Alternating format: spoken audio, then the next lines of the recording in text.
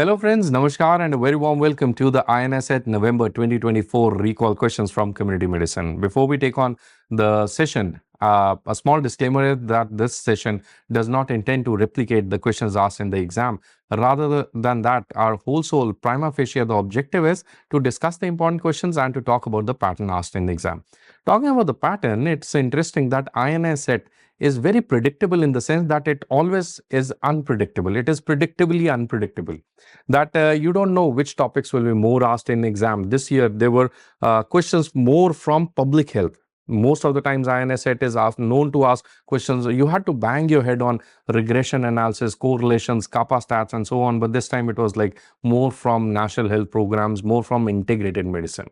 So we had good number of questions from national health programs and preventive medicine, prevention of Zika, prevention of COVID-19, malaria diagnosis, malaria treatment, water-based diseases, HIV prevention, and so on. We had 2-3 questions from epidemiology, 2-3 from vaccines, 2-3 from biomedical waste, health planning, exercise physiology, and mother and child health. Always we get 2-3 questions. So it was kind of a balanced paper and it was easy to moderate kind of paper. Let's discuss the question number 1.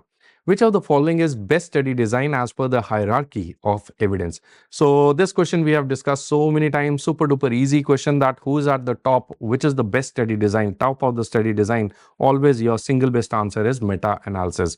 You must have seen this pyramid or this diagram many times, but at the lowest level, we always have the case series, case reports, the editorials or opinions. And then you have is the analytical studies, the case control studies, and the cohort studies. And then top of the chart, you have is the randomized trials, systematic reviews, meta-analysis, evidence-based medicine. So which is the best study for level of evidence? Always you have to mark meta-analysis. And next in line, arrange the steps of experimental studies. So beta, many times your seniors or some institutes, they might be saying that you have to study PARC only. And beyond PARC, nothing will be there. I have a doubt in that because questions like these, they are almost always asked in separate areas. So this topic has been given in K part, but look at the options that are there. So they gave the steps of experimental study design, that is blinding, randomization, defining inclusion, exclusion criteria, and statistical analysis. So you have to arrange the steps. Obviously, I think it is common sense that the first thing you always have to do is define the inclusion, exclusion criteria. Next in line, many people, many students, many seniors also, senior faculty members, they had the doubt that whether the next step should be blinding or it should be randomization. And of course, the statistical analysis is last. So you know that C is first and D is last. Now, in between, you have is A and B, or you'll have B and A. That's what the whole game is, right? So talking about the steps in experimental study design, whenever we are trying to do a clinical trial, first we have to do the planning phase. The second phase is the preparatory phase where you prepare your stuff. Third is the operation phase. This is the most important and the technical phase. And then we have is the statistical phase or the analysis phase and dissemination or conclusion phase. Talking about what do you mean, what do you do in planning phase? You plan like what is your research question? What are you trying to do? You do some literature research, review on that, trial designs, you make the protocol. That is the most crucial step. You allocate the budget, you go for financing or for support or financial support or funding. And then is finally approvals, ethics, ethical committee approval, collaborating institutes, and so on. So that is the planning phase. Next is the preparatory phase. Preparatory phase is you recruit manpower, organization structure, who will do what, responsibility sharing, accountability, standardization of protocols. Pilot testing is a part of preparatory phase. Next in line is the operational phase. But in operational phase is what we do is like we work, or this is the basically conducting the study. Study is conducted here. Study is conducted actually in the field. In conducting, you will do eligibility screening, then you do informed consent, registration, reveal the blinding and randomization procedures. Now comes the important understanding. All the students who have listened to my lectures previously also, we talked about this, that blinding can be of 3 types. Single blind, double blind, triple blind. Single blind is where the subject, listen to it very carefully. Single blind is where the subject or the patient does not know whether he is in the experimental group or in the placebo group. So now, will you do blinding after randomization or will you do blinding before randomization? If the study was a single blind trial, so this patient, he should be put into experimental group and then say that I will blind you, or you have to blind this patient and then put into experimental or the control? Common sense, it has to be blinding first and then is randomization. It cannot be randomization followed by blinding.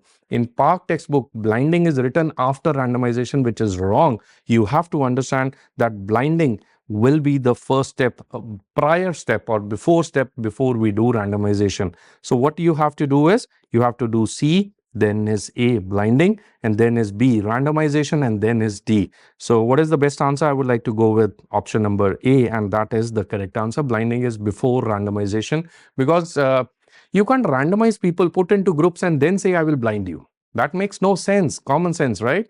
So think about it and you'll get the correct answer. And then I told you, what are the last phases? The analytical analysis phase and the conclusion. What do you do in analysis phase? You just do data analysis, something we call it as IDA, initial data analysis, and definitive data analysis, DDA or IDA. And statistical inference, and last we do is conclusion. It's like I spend personally, I would like to tell you, like I spent around 8 months to 1 year for understanding and doing a course on how to conduct trials. So that's how you learn many things. But anyways, this question was, if you have understood the main lecture videos, you would be able to answer this. So the correct sequence was C, A, B, and D. Next MCQ. You have gone to a village for screening where people have diabetes and hypertension. Which type of screening is done for family members who show up in large numbers? It's a very super duper easy question. So will you do multiphasic screening, mass screening, high risk screening, or anonymous screening? Multiphasic is where you do test 1 and test 2 and test 3. You do multiple things. So either you do them in series or you do them parallel. So multiphasic screening is done where you use multiple tests. Multiple tests are being used. That is what is multiphase. So this is not correct. This is not the correct answer. Mass screening is where you do for general population. This is also not correct answer. Anonymous is where you do hidden. You hide it. It is, for example, HIV testing in blood donation. So in blood donation camps, when the blood is being donated, the blood which has been donated, that blood is tested without knowing the identity of the donor.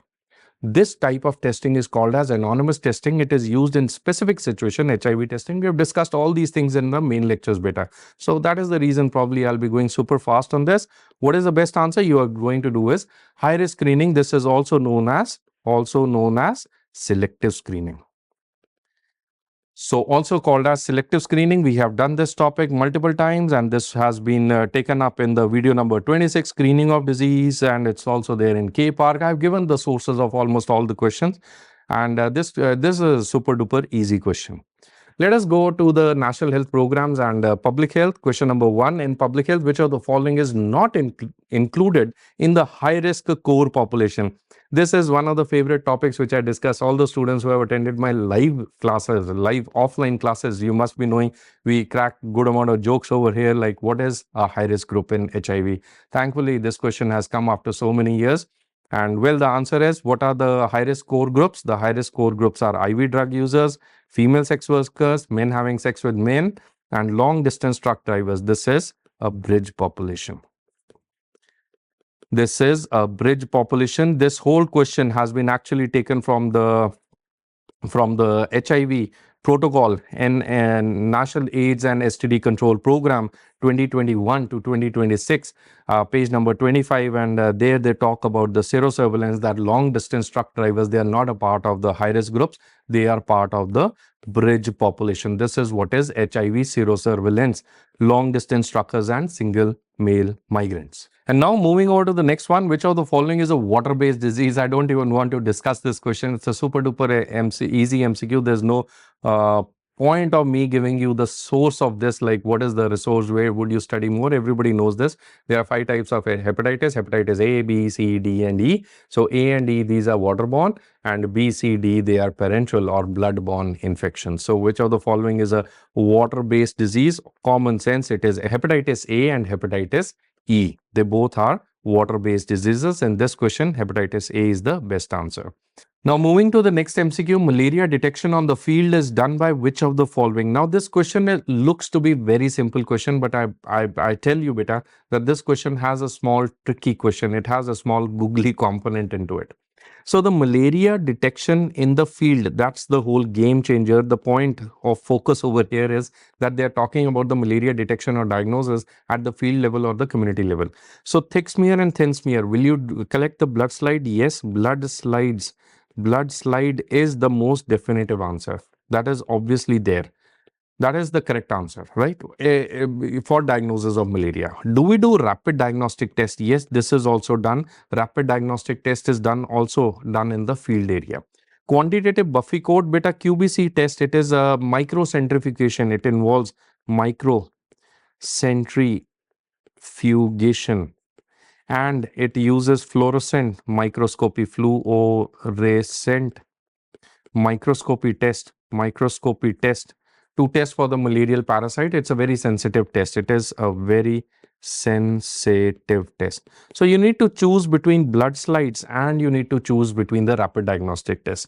Now the point is that this year in 2023, like we got the new guidelines by the National Malaria Program, National Vector-Borne Disease Control Program. That is the National Strategic Action Plan for Malaria Elimination 2023 till 2027. So on page 24, they told you that which test should be taken first. The test which is done at the community level, this question has been taken from this guideline, beta. It's not there in Park textbook. So at the community level, the rapid diagnostic test is very important.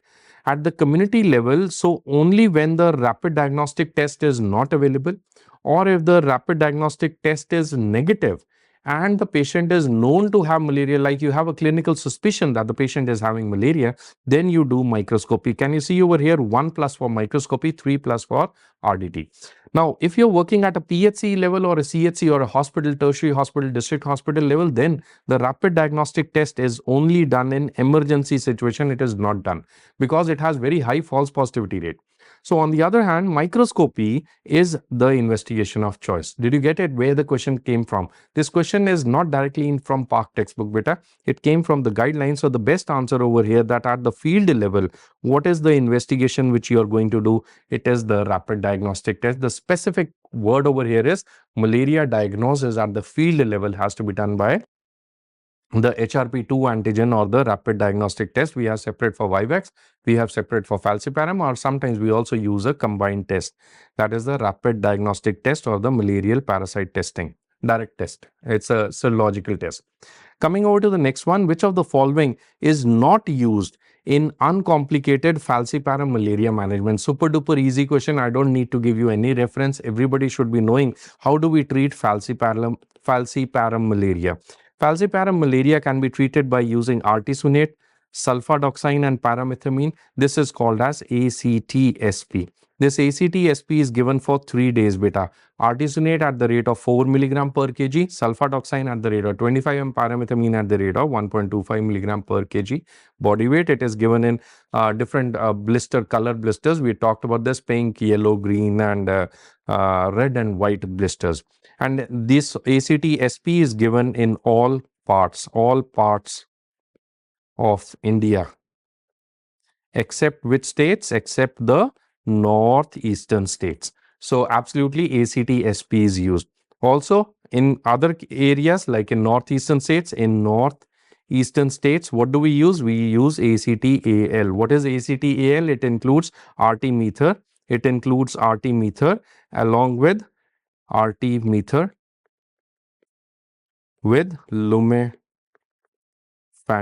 It includes artemether plus lumefantrine. Plus also please remember that for falciparum we give ACT. This ACT could be ACT-SP or ACT-AL in northeastern states and SP in all other states. Plus we also give primaquine at the rate of 0.75 mg per kg body weight on day 2. This is given as single dose. So what do we use? Artesunate, yes. Artemether, yes. Primaquine, yes. Chloroquine is the only one which is not used. Super duper easy question. Let's go to the next one. All of the following help to prevent COVID-19. I don't think there is any person on this planet Earth who will answer this question wrongly. Cough etiquettes, obviously you have to do. Mask, we have to wear. Vaccines, we know about COVID vaccines. What is the best answer? It is ivermectin, not being used for COVID-19 prevention. Dr. Sara, going to the next MCQ, Dr. Sara made a presentation on infectious diseases. She spoke about the prevention and treatment of Zika virus. Which of the following is true for with respect to the prevention of Zika virus? So the question is primarily based on prevention of Zika virus disease. Well, talking about Zika virus, yes, Zika virus topic is given very nicely in Park textbook, but they don't talk about the prevention of Zika virus based on these 4-5 options. So, common sense, if you just apply common sense, you'll get the question right. That symptomatic treatment with NSAIDs. No, this is not the correct answer because it's all about the treatment with NSAIDs. Yes, it is used in Zika virus. It's based on symptomatic treatment and giving non-steroidal. But you try to avoid NSAIDs because of risk of some viral, because of risk of Rey syndrome or things like these. And especially if there could be cross-reactivity with dengue viruses. So we don't know about that. So NSAID should almost always be withheld, and symptomatic treatment is there. But yes, this question is like it's plus or minus. Purified inactivated FDA approved. Now there is no FDA approved vaccine. There is no vaccine which has been FDA approved. There are vaccines which are live vaccines which we have tried in Zika virus without any good output. Now there is another virus and another vaccine which is being tried. It's a plasma derived protein subunit vaccine, and that is being tested only in 100-200 patients in volunteers for prevention of Zika. So there is no FDA approved vaccine till now. So vaccine is also out. Sexual abstinence, using condoms, delaying pregnancy. Yes, this is the correct answer in this question. Immunoglobulin plasmapheresis is used in treatment of Zika. Yes, this is technically this is correct statement that plasmapheresis and immunoglobulin is used for neurological complications, GBS in Zika. Yes, it is used, but it's not to prevent Zika. We are talking about the prevention of Zika virus, na? So yes, plasmapheresis can be used for prevention. What is the first and most important? It is mosquito elimination. It is vector control. So that is the first thing. Then is community people should be aware. Isolation of the patient during the first 7 days of illness is one of the most important things. Testing of pregnant females. Pregnancy, it's very important because pregnant females who get Zika, they land up into the child of the pregnant female will land up into problem, microcephaly and so on. And use of barrier methods, abstinence for 28 days, 1 month after return from Zika endemic areas, or for 6 months after recovery from Zika virus is one of the important things which is being told for Zika virus prevention. So if you look at the options, beta, all options are correct. Technically, if you want to talk about Zika as a whole, A, B, C, D, all are correct. But out of these, which is the best one you would like to mark? It is sexual abstinence, delaying pregnancy. And this has been taken from 2017 research paper, which was published. And it talks about Zika virus control. And this is directly from there. So now let us take on the next MCQ, beta. Which of the following vaccine is not recommended? Which is not recommended after 65 years? So which vaccine is not given to elderly or the senior population? That's what the whole game is. Now, many people, many faculties, many institutes, many students also have their own different opinions. I also had to give a little bit research on this to give you the authentic correct answer, beta. So actually, the answer comes from the CDC guidelines, which have been adopted by the Ministry of Health and Family Welfare, and it has been integrated into our MOHFW guidelines as well, training of medical doctors, medical professionals for adult vaccination. So which vaccine is not recommended? Is it influenza, herpes zoster, as far as the Indian subcontinent is concerned? We are not talking about CDC, American subcontinent, we're talking about Indian subcontinent. So influenza, herpes zoster, that is shingles, pneumococcal human papilloma virus vaccine. So if you look at the CDC guidelines, beta, which also is taken by the WHO, which is also applicable in India. So there could be two different colors that you are seeing. One is a light blue shaded, another is a dark blue shaded, right? So whichever is a dark blue, the shaded vaccine, that vaccine definitely needs to be taken by the adult population in this age group, 65 plus years. So COVID-19, yes, it has to be taken. Influenza, yes, it is taken. It is recommended in all people age more than 65 years. It could be in northern hemisphere, it could be in southern hemisphere. There are different vaccines for different areas. So the influenza vaccine, flu vaccine, it's a live vaccine. It is a nasal vaccine, and it is usually avoided in people who have egg allergy. In those cases, we give them eggless vaccine. So influenza is one vaccine which is available as eggless variant also. So don't think about people who eat non-veg or veg. It's all about egg allergies. So COVID and influenza, it can be given, it has to be given after age more than 65 years. Then is respiratory syncytial virus. We don't use it in India. RSV virus, it is given only in people who are age more than 75 and above, but not part in the Indian subcontinent under the MOHFW adult vaccination protocol. Tdap, yes, definitely it is part of the Indian program where we give the TD vaccine. And then is shingles, beta. Shingles is given as per the CDC. Government of India says it is optional. Shingles is optional vaccine in India for adult immunization. Then you see is pneumococcal. Pneumococcal, we give the PCV or the PPV 23. PCV 15 or the PPV 23, it is given to age more than 65 years. Yes, it is correct. Hepatitis, meningococcal, Hib and the monkeypox, these are all optional vaccine. They are not required. Only in certain situations, if they have high risk, they will be given. But the vaccine which is not applicable at all, that is wonderfully, this is the HPV vaccine. But if you talk about the HPV vaccine, common sense, everybody must be knowing HPV, human papilloma virus vaccine, it is only given from 19 till 40, 45 years of age. So it is approved only for that much age. So HPV is the only one which is not a part of the adult immunization. All other vaccines have to be given. So that is the correct answer you would like to mark in this MCQ. Going to the next funny, simple, very simple MCQ. You must be very happy to see this question. All are live vaccine except kya baat hai? Very simple question. Rotavirus, hepatitis B, measles or varicella. What do you want to say? I don't need to discuss. Everybody knows boy love crime types. Boy loves crime types. Boy, BCG, OPV, yellow fever. Love is live vaccines. Crime is COVID-19, chickenpox, cholera, rubella, influenza, measles, mumps. Japanese encephalitis, all these are examples of live vaccine. Oral typhi, all these are examples of live vaccine. So which of the following is not a part? It is hepatitis B. It's a previous year question. Last year they asked what is hepatitis B type. This year they asked which of the following is not a live vaccine. So hepatitis B is a recombinant vaccine. It is a recombinant vaccine. Going to the next question on vaccines, which of the following will not induce the passive immunity? So it's a very simple bacha question. A student in second year MBBS should be able to answer. There are two types of immunity: active immunity, passive. Active immunity where you give the vaccine, passive immunity where you give the preformed antibodies. So preformed antibody, passive immunity, you can give the immunoglobulin, preformed maternal antibodies, transfer of lymphocyte. This is still under research. This is still under research for transfers of lymphocytes. What are the benefits of passive immunity? They are very quick, they are very safe, they are rapid, they are temporary, but they are temporary. That's a disadvantage. And there is no memory of the reticuloendothelial system, so they may fade off quickly. So that's the reason they are temporary. But the advantage is they are rapid and they act.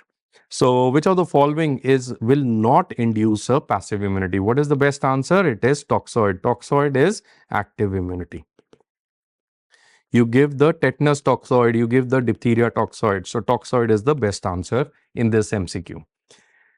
Now moving to the next MCQ, a pus swab has been sent for microbiological examination to your laboratory. After testing the sample, how will you discard it? It's a question from biomedical waste management, super duper easy question. We have talked about this so many times.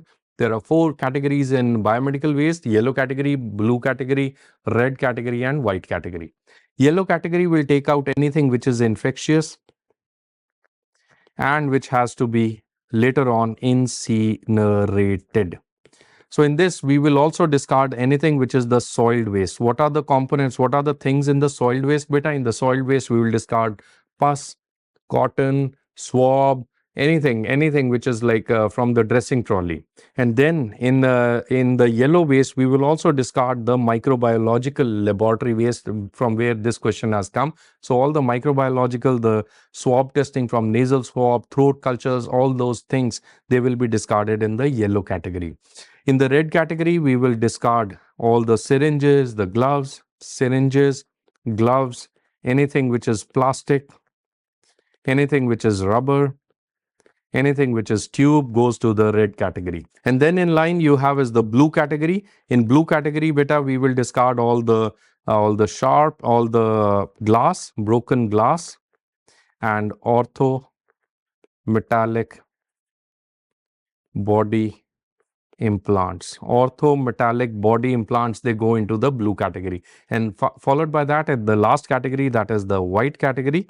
In the white category, we will discard anything which is sharps and metals. They go into the white category. Please remember, orthopedic metallic body implants goes to the blue category, whereas all the other metals, the sharps, the needles, the lumbar puncture needles, they all go to the white category. So talking about this, so you had a pus swab which is sent for microbiological examination to the laboratory. Where will you discard this? Answer is simple, yellow category. Which of the following is not a cold sterilization technique?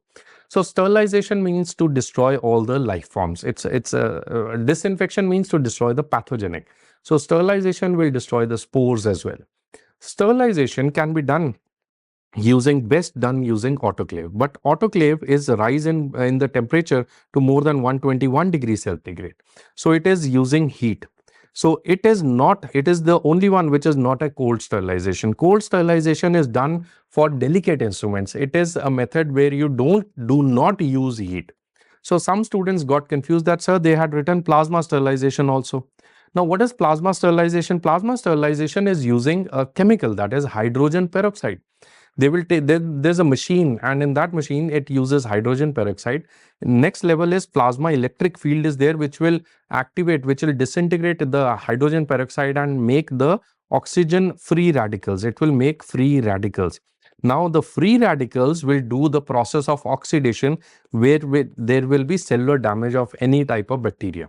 Now the free radical, how are they formed? By disintegration of hydrogen peroxide using the plasma electric field. And then there is venting of the gases are left out, and whatever instruments are there or whatever devices you wanted to sterile, you make them sterile. They are like without using the heat, this cold sterilization. The advantages for delicate instruments, for electronic gadgets, we use the cold sterilization. It's always advantage because it is non-toxic, it is time sensitive, but of course it is a kind of expensive process, that is plasma sterilization. Then we can also use UV radiations, gamma radiations. All these are examples of cold sterilization. What is the best answer you would like to mark over here? That is autoclave. Coming to the next one, ICER is a unit of which of the following economical analysis? Again, this question is not at all there in Park textbook, but fortunately you will find them in your Marrow edition 8 video number 55. We talked about this in the main videos, and many students who had gone through the main videos, I think they got the question right. ICER is unit for which of the following analysis? ICER, beta, it stands for incremental cost effective analysis. And in the incremental cost effective analysis, you just see that the cost of this product A and the cost of this product B. Okay. Let us say this B is costing 20 rupees and A was costing 50 rupees. So you're spending 30 rupees extra. With that 30 rupees extra, will you get more enjoyment? Will you get more, like we say that value for money should be there. That worth of money is what is assessed using incremental cost effective analysis. So the name only suggests it talks about cost effectiveness. That is the best answer you would like to talk about here. It is cost effective analysis. It is given by the formula. The numerator is difference in the cost and denominator is the difference in the effectiveness. You calculate that. It should always be lower side. So the cost effectiveness should be on lower side. That is a better thing. Coming to the next MCQ, universal health coverage means that all people and communities receive the quality healthcare they need without any financial hardship. Which of the following are the challenges to implement the universal health coverage, UHC? Inequalities in distribution, adequate support and access to quality assured only in low income settings. Purpose of UHC is to find the balance between country's income, health provision and the financial burden. Provide healthcare to everyone regardless of country's income or the financial burden. And UHC, universal health coverage, only deals with the financial aspect of the health. So universal health coverage, it is a big part of the Ayushman Bharat. We have discussed about the Ayushman Bharat program in our Marrow edition 8 video module, where we talk about the recent updates. So the correct answer over here is, we talked about the comprehensive primary healthcare. That is what is the universal primary healthcare. So universal health coverage is to provide healthcare to everyone irrespective of the country's income. So that is what is Ayushman Bharat, where the government of India is giving 5 lakh rupees incentive, 5 lakh rupees health insurance cover to 50 crore population, 10 crore families. That is what is universal health coverage and using a comprehensive healthcare system. Going to the next one, a student went on a trip to Jaisalmer, beautiful place, beautiful city, where the temperature was 40 degrees. The temperature is not at all beautiful and the relative humidity was 20%, very low humidity. What will be the mechanism of heat loss? So evaporation, radiation, conduction or conduction with objects. Common sense. What is radiation beta? Radiation is where the sun heats the ground using electromagnetic rays, or there is rays which are used. That is what is radiation. So obviously people who are the hot air is heated. If somebody wants to cool down, they won't radiate heat out there. Then is convection, where the warm air rises. It is not that the person is going to throw some warm air. So that convection microwaves are there, convection grills are there, where they will rotate the air. That is what is convection. That is also not the correct answer as far as this MCQ is concerned. Then is conduction, where the touch of the surfaces has to be there. If you hold a pan on the gas stove and the pan becomes hot, okay, inside the pan, let me draw a pan for you. So there is the flame over here, okay. So think that this is the flame. Sorry for my drawing, it's a pathetic drawing. And let us say that this is the pan, okay. So now in this, the water is there. The water is going to get heated up. This heat is due to convection beta. It is movement of the liquid or the gases so that everything is uniformly heated up. This is convection. Now, because the pan is being heated through the flame, the pan will become hot. And because the pan will become hot, the handle will become hot. And you who are touching this handle, your hand will become hot. This is what is convection. This is what is conduction. So conduction is where the surfaces touch. Convection is through the air and through the liquid, and radiation is through the rays. None of them is correct answer as far as this MCQ is concerned. What will be the mechanism of heat loss? It is only evaporation.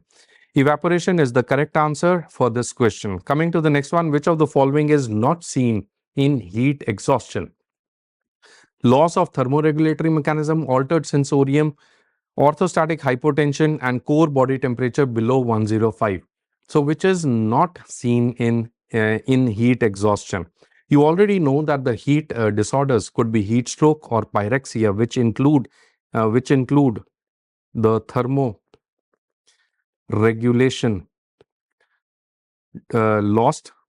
The thermoregulation is lost, and then you have heat exhaustion and heat cramps, where there is loss of body water with salts or electrolytes. So that may lead to heat exhaustion or cramps. And then you have heat syncope, where there is orthostatic hypotension, and it's a very temporary phase, and the patient will regain consciousness once they are put in the cool area and they regain the consciousness. So coming to this question, which is not seen in heat exhaustion? Loss of thermoregulatory mechanism, that is not seen, because that is a part of the heat stroke or the heat pyrexia. Over here, heat stroke or heat pyrexia, the body temperature is more than 105 or 106 degrees centigrade, and it is a medical emergency actually. And that is because of the disorder of the thermoregulation inside the body, and that is the question which they had asked. Now let's move to the next MCQ. Which of the following is not included in SAM? This is such a super easy MCQ. What else you would have asked from God, beta, that you get this kind of MCQ in your INI-CET level exam? So which of the following is not included into the SAM criteria? Low weight for height, low height for age, pedal edema or mid upper arm circumference. What is SAM? SAM stands for severe acute malnutrition. It includes three criteria: weight for height. It also includes mid upper arm circumference and bilateral pedal edema. Weight for height. Why do we say weight for height? Because you already know there are three things: weight for age, weight for height, and height for age. Weight for age is a very good criteria which is used for general malnutrition. It is for general malnutrition. Weight for height is for acute malnutrition. Height for age is for chronic malnutrition. If the patient has a low height for age, it is also called as stunting. Height for age is stunting. Weight for height, it is also called as wasting. And in case there is weight for age that is low, it is also called as combined malnutrition. What is combined? It is acute and chronic, both combined, wasting and stunting, both combined. So what is the name we are talking about? Severe acute malnutrition. Acute means low weight for height. So if the low weight for height is less than -3 standard deviations, if the mid upper arm circumference is less than 11.5 centimeters and bilateral pedal edema is there, this is called as severe acute malnutrition. So which of the following is not included? Low weight for height, yes, it is included. Low height for age, no. Pedal edema, yes. Mid upper arm circumference, yes. So what is the best answer? Low height for age. Going to the next super duper easy MCQ, which of the following is not a part of Anemia Mukt Bharat? This is easy INI-CET exam direct questions. Which of the following is not a part of Anemia Mukt Bharat? So you already know Anemia Mukt Bharat. We have done it so many times in preventive hours. We've done in pediatrics. Is there in video number 10. K Park. Anemia Mukt Bharat is 6x6x6 program. What is 666? It is 6 eligible beneficiaries, 6 institutes and 6 interventions which make this big Anemia Mukt Bharat, which is under the Ministry of Women and Child Development along with Ministry of Health and Family Welfare. Anemia Mukt Bharat. So 6 beneficiaries are a part, 6 interventions, 6 institutions, 6 health functionaries are not a part of Anemia Mukt Bharat. And super duper easy MCQ. So this whole story tells you that INI-CET exam is predictably unpredictable. This year, November exam, it was almost similar to the direct questions which are asked in May 2024. The same question, the same set topics were asked in November 2024. So this year it was super duper easy. But anyways, you keep your guards up and you have to prepare your best. Keep on revising and take care. God bless you, beta.